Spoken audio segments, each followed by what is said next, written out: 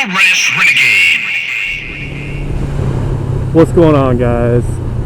I'm gonna do a video on counter steering, this infamous counter steering that everyone says is a big deal, and then other people say it's not a big deal. Most people that haven't ridden are like, I don't believe it. What do you mean you push the opposite way? I mean, that's what I always thought whenever someone told me that before I started riding.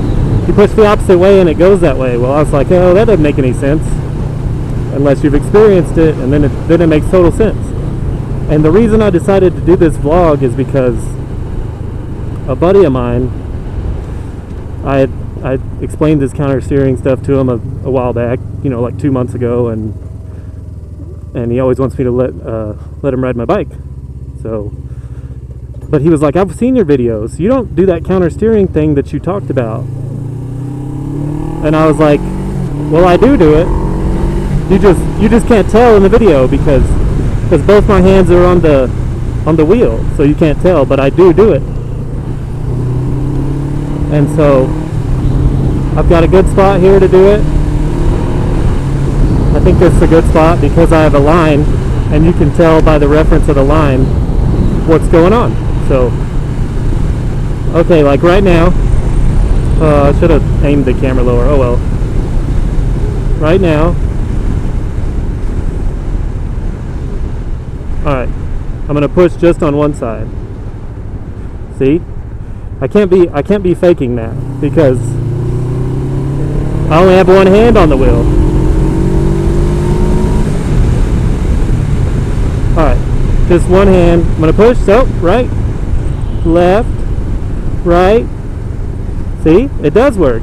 I'm pushing away from me and the bike is turning. And I'm gonna try to explain that the way I think it can be explained, the way I try to explain it to my friend. And the reason your bike does that is because your wheels are big gyros, like a top spinning. Like whenever you spin a top, it doesn't fall over. Your wheels are two big gyros. And it takes me back, like when I was in science class, way back in high school. We did this experiment where we sat on an office chair that could rotate freely, and my teacher had a bicycle wheel with pegs on it, and you held the pegs one on each side, and you sat in the chair and someone spun it up for you, and then you turned it this way to where the wheel was this way. You turned it and the chair would go left, and you're like, how's that possible? Turn it right, it would get going, then you turn it right and it would slowly slow down, and then it would start going the other way. And it's because of this gyro effect. Well, your motorcycle is the same thing. It's two big gyros holding you up. And actually, the faster you go, the more stable a motorcycle is. It's true. And have you ever seen when someone falls off a motorcycle, the bike will keep going upright until it loses momentum and slows down enough to where it's going to stop. But even then, it doesn't stop. Whenever it gets slow enough, this goes right, but then it usually fixes itself and goes left. And then it goes right one more time, and then it usually falls over. And that's because it's these gyros fixing itself to stay upright. And the reason this happens, as far as how my mind works, I'm not, I ain't a physicist or nothing, but it's like if I were to take the bike right now and it was rolling and push it like that, it would fall to the right. And the gyros, they kick in and they correct it to the right. So it's falling to the right, and then it corrects it to the right, and that's what keeps it upright. Let me see if I can show you. This is what I used to do when I first started learning.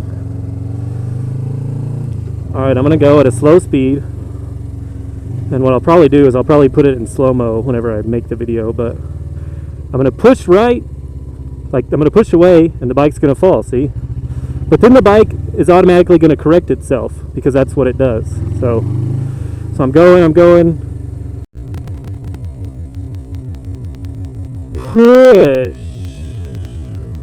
See, and it falls. Push. And then it push. See, and it falls. Push. And then but I have to correct. If I don't correct, I'll fall over. And the bike corrects itself too, but since I'm going so slow, it doesn't do it as effectively. But let's see. Push, fall, see? And that's why whenever you're at a high speed, you're pushing and it's falling, but then it's correcting itself. So that's how it works. That's counter steering. And I guess since he can't tell I'm doing it, because since my hands are on the wheel, he can't tell I'm pushing. He just thinks I'm turning, but I actually push every time. That's how I turn, because when I first started riding, I wouldn't do it. I would just turn, and it still turns. But once I figured out that if you push, the harder you push, the more the bike leans over. And that's whenever I started being able to turn sharper. If you just try to turn normally, sometimes you'll be like, But I'll show you right here. I'm going to push, push.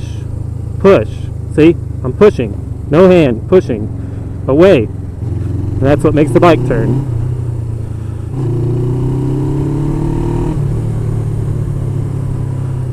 I'll do it.